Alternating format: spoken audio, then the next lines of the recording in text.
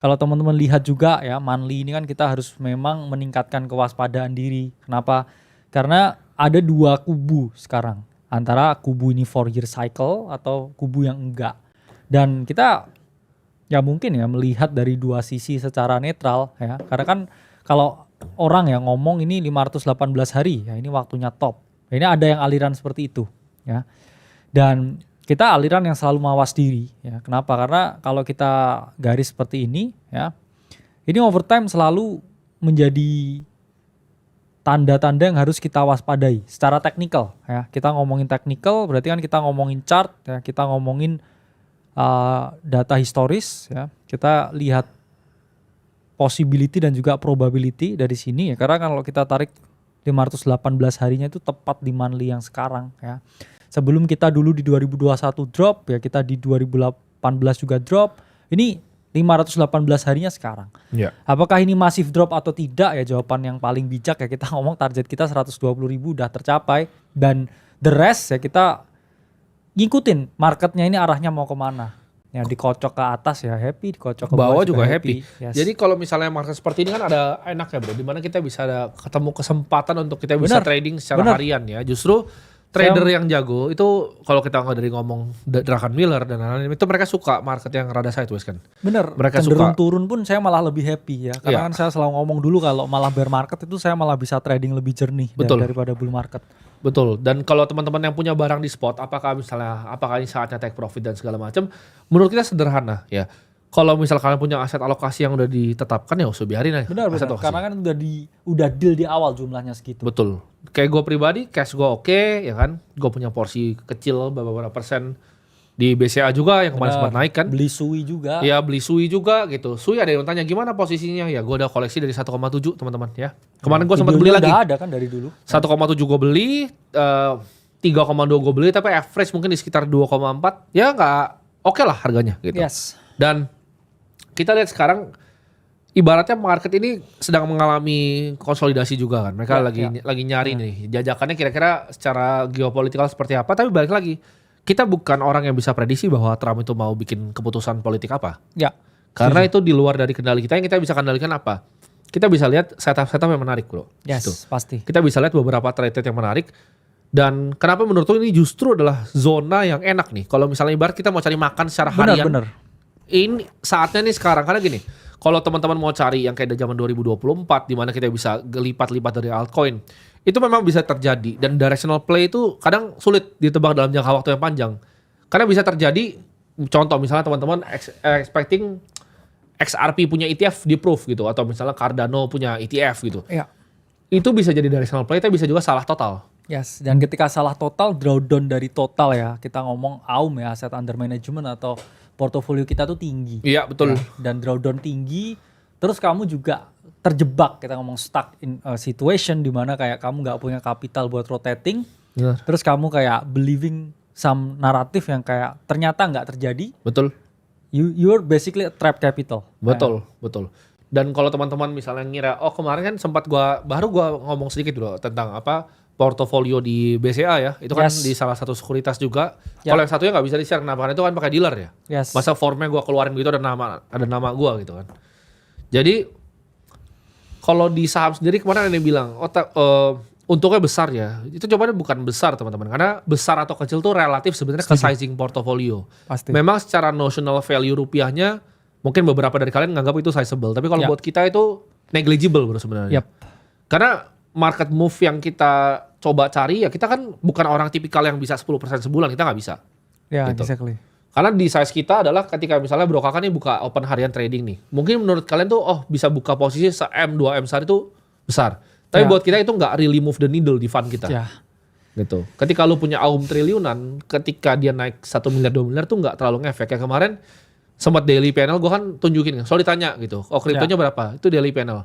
Itu padahal bisa turun gitu. Jadi teman-teman nggak paham itu tuh porsi apakah 1%, apakah 0,89 gitu kan. Cuman ya yang penting kita tuh tetap cari gimana caranya kita cari risk adjusted return. Karena ini yang banyak salah bro. Banyak yang cari, gue mau return yang sebesar-besarnya. Mereka nggak ngerti tentang Kalmar ratio, sorting itu apa. Kita tuh mau cari return sebesar-besarnya dengan resiko sekecil-kecilnya. Jadi kalau ditanya gini, mau nggak lu portofolionya bisa 50% tahun ke tahun, tapi fallnya gede. Kita nggak bisa terima fall yang kayak ditariknya tuh sampai kayak jauh banget gitu. Benar. Karena ketika kita tarik jauh banget, hilangnya 3 gedung gitu. Ya. Sedangkan kalau misalnya kita defensif dan kita cuman konservatif untuk cari 15% 20%, itu ketika dia dapat 20% kita berdoa udah Ya. oke. Benar. Karena kan sebenarnya itu Udah kan Gucci juga kita. itu kan prinsip ekonomi. Banyak orang yang kayak saya mau mencari kayak return yang maksimum dengan risk yang minimum, itu nggak Ya. ada di dunia ini. Jadi kalau kamu mau saya mau risknya minimum, berarti rewardnya itu bukan maksimum tapi optimum. Betul. Jadi kamu risknya minimum, rewardnya optimum. Jadi nggak bisa ya dalam artian Betul. kita mau kayak ini paling rendah terus kayak max gainnya tuh paling tinggi ya. Kamu harus expect ya volatility ya, kripto tuh bisa sampai 0 ya semuanya. Betul. Bitcoin aja bisa drop 70%. Ya. Yes. Kita lihatlah di cycle 2021 dropnya itu berapa? 76%. Dan narasinya juga saya juga inget banget 2021 semua juga sama ngomongnya kayak institusi udah di sini, sekarang di sini. Cuman balik lagi ya, harga itu kan selalu yang drive kan support and demand. Ya. Kalau institusi banyak di sini tapi nggak ada yang demand Bitcoin, dia demandnya ke AI, demandnya ke misalkan robotik, ya ke sana arahnya. Ini kan satu bracket teknologi yang mana nggak ada bedanya dengan yang lain sebenarnya. Dan Ya. kalau kita ngeliat capital flows, jadi kan nggak semuanya ke kripto juga sebenarnya. Pasti kebagi lah. Kayak Bro Kakak bilang, gedenya kalau paling besar kita tahu pemenangnya AI. Nextnya Yes. mungkin ada robotik juga. Tapi ada yang besar juga teman-teman. Media itu juga lagi besar. Ya, Kalau teman-teman lihat lagi ada konsolidasi media nih besar-besaran.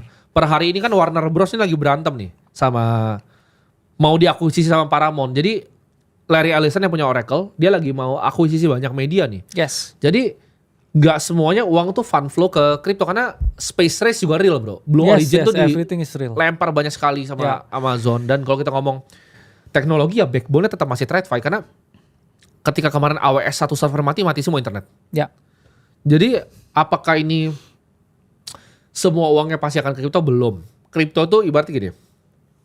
Bitcoin tuh jumlahnya terbatas. Ketika uang tuh banyak dicetak, itu harga bisa naik gitu kan. exactly. Jadi Bitcoin tuh sangat bergantung ke yang namanya global M2. Kalau tiba-tiba mereka melakukan kebijakan dari Federal Reserve yang berbeda, harga Bitcoin pasti bisa berbeda dengan sangat jauh. Ya. Karena Bitcoin tuh sangat tergantung dengan US market dan juga makroekonomi gitu. Yes.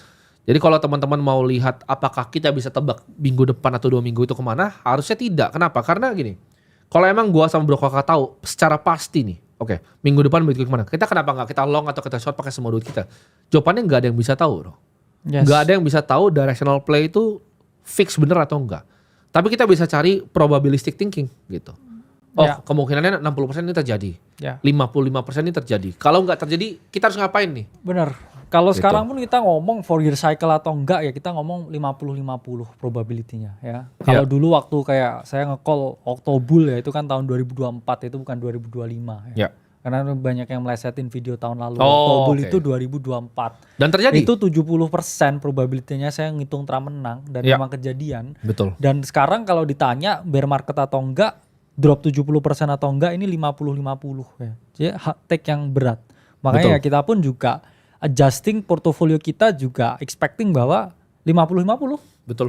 ya. Kita melakukan trimming dan kita kayak agresif di posisi harian. Kalau tadi ngomong masalah ini spot position harus di take profit atau enggak ya teman-teman mungkin nggak datang ke webinar yang saya buat ya di Oktober ya di Oktober kemarin ya kan 1 bulan yang lalu saya ngomong ya if ya kita udah di bear market kamu trimming ya kamu juga take profit ya jangan take picture. Betul. Kamu juga kayak realisasi keuntunganmu untuk hal yang real dan juga rendahin ekspektasi ya. Betul. Kita trading harian ya kita cari probability. Mengapa saya lebih suka trading waktu bear market karena less noisy than bull market. Betul. Satu. Ya waktu di bear market itu enggak semua orang about crypto ya, berbeda ketika dengan bull market ya, semua into crypto. Jadi itu kadang membuat pikiran kita kurang jernih. Dua juga ya, ketika bull market orang itu bayang-bayangi dengan keadaan-keadaan fundamental ya, bisikan-bisikan bahwa ini bisa naik lebih tinggi lagi loh. Ya. Itu hal yang membuat seorang trader itu tidak bisa berpikir dengan jernih.